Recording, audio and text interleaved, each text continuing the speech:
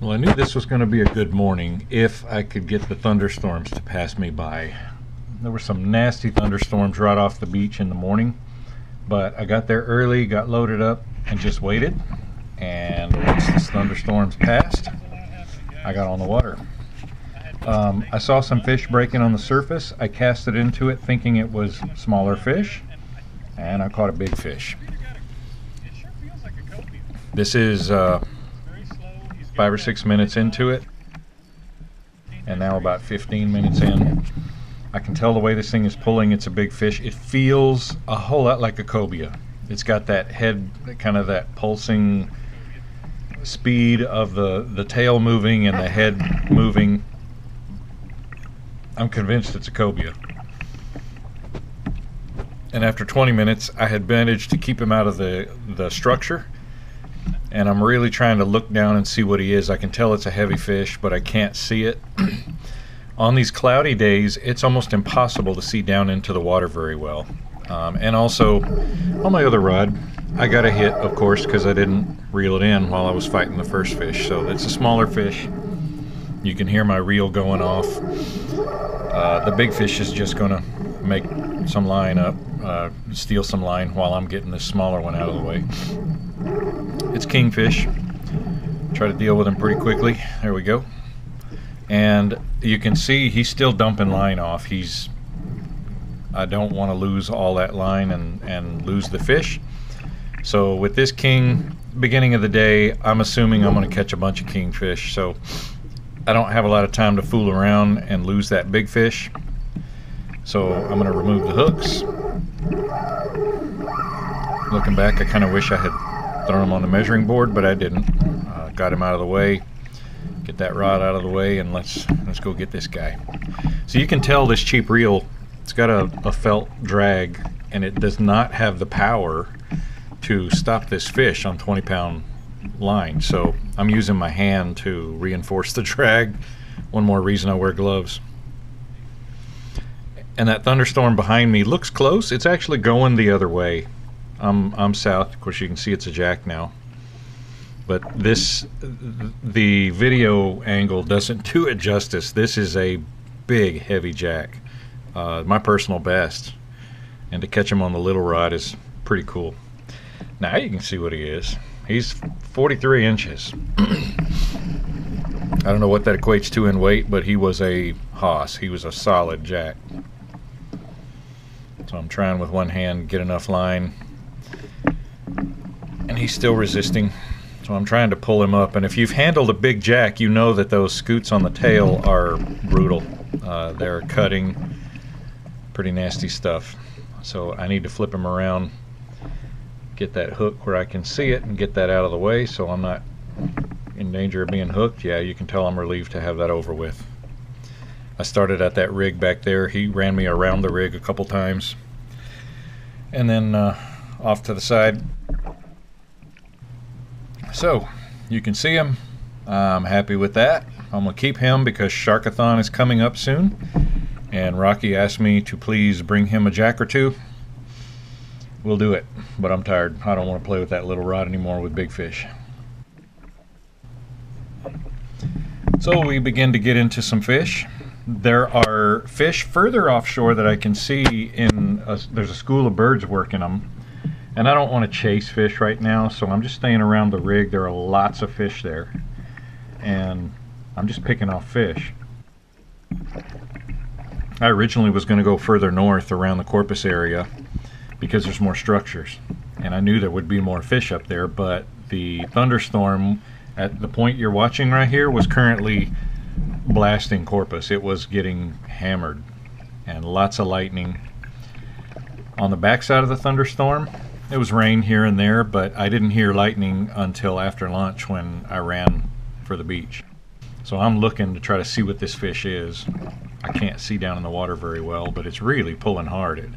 It runs fast, but as it turns out, I think it's a king that's hooked in the back, so he's really got a good angle and he's putting the pressure on. And you see me kind of move the rod back and forth sometimes. I'm trying to break that rhythm he's got of running in circles. They run in circles, and if you let them just keep running in circles, they'll do it for 10 minutes or something sometimes. So this guy, got a hold of him, get the hooks, but he was able to dehook himself. So that's a little entertaining. Next fish, it didn't take long. All morning long I had rods going off, and I was catching some bluefish. I was catching a few bonita, mostly later in the day. I had good kingfish, and this one I thought was a king. It's not, it's a Spanish. I had 5 Spanish mackerel over 30 inches.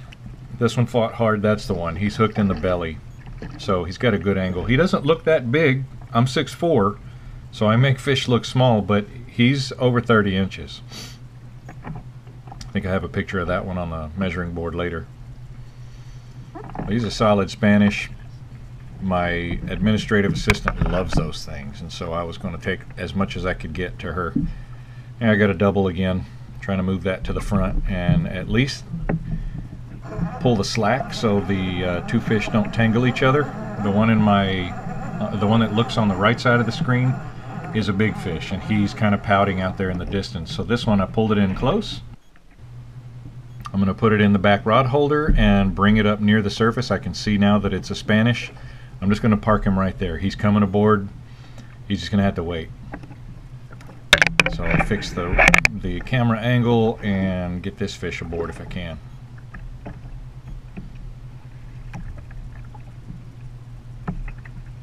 And every few minutes the fish would come up beside the rig and just blow up on the surface. They would chase bait up there, and you never knew if you threw into it, was it going to be a jack, a bluefish, a bonita, a king, a Spanish. I even caught one cobia.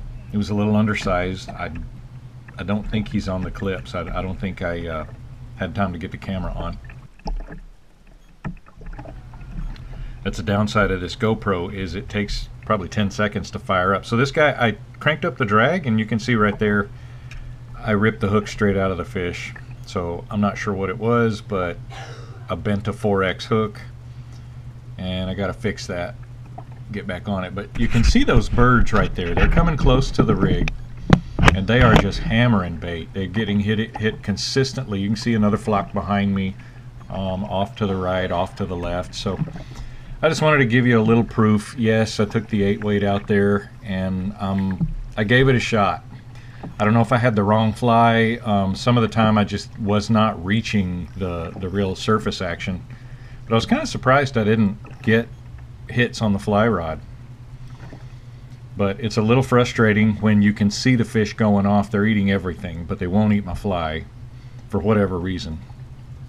And it's a little risky because I've got all this junk on my boat, and I knew if I hook something heavy, he's going to catch on there and probably break off, but I wanted to give it a shot. So you can see that stuff laying there, whip that out, and that's what I was trying to do, was short, medium casts, not build up a bunch of line. I'll just keep whipping it back and forth and moving it to where the fish are.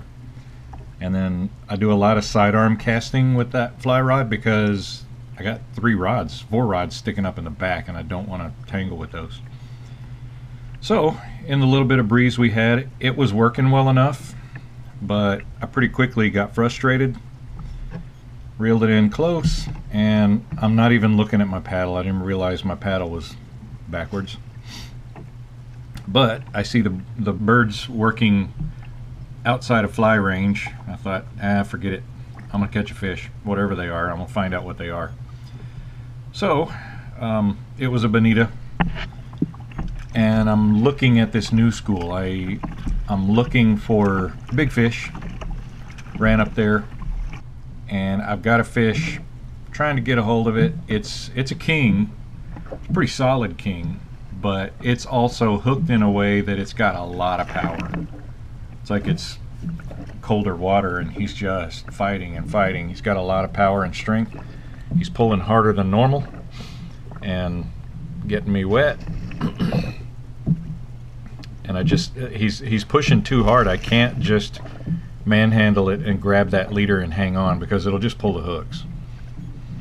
So even though I had so many Spanish on board, big Spanish, I didn't have room to put kingfish in. I didn't keep a single king. I was glad to get him by the tail. You can see he's a solid fish, and a fish that big that you grab by the tail when he's angry, try it. It's a pretty good little workout. So I got the hooks out. I'm gonna get his picture real quick and get him out of there. So I'm just checking to make sure he's loose of all the other hooks. And you can't hear it on the GoPro, but the fish right in front of me are just destroying the bait. Birds have quit diving. Some of them are just laying on the surface looking at each other like, what? I'm full. I don't want to fly anymore. 45 inches, so pretty good. I'll show you one of these bluefish. They're chunky, they're mean. I ran out of room to store bonita, so I got a couple of bonita. I'm sticking them in a bag. They're shark baits. So, move back up to this school one more time. I'm ready to go in, but I'll always take one more bait. So you can see those pelicans are pretty much quit. They're full, and other birds are coming and going. But the action, believe it or not, to the left, I think I'll show you in a second, but yeah, I just hooked something. The action, that's what it was for just hours. It was just crazy. And they weren't moving fast. You know, a lot of this is bonita. You can see them jumping out and breaching. Normally, bonita moves so fast. You get one cast at them, and they move. So this little bonita, I'm trying to be in a hurry. I'm trying to get him on in, and I thought he was hooked better than this. But I pull him up. Boop, he's gone. You can tell, even though my boat's overloaded, I'm a little disappointed. I had to get home. So the Spanish, there's 3 that are all over 30 inches that I showed you. I've got a limit of Spanish, lots of fish, great day.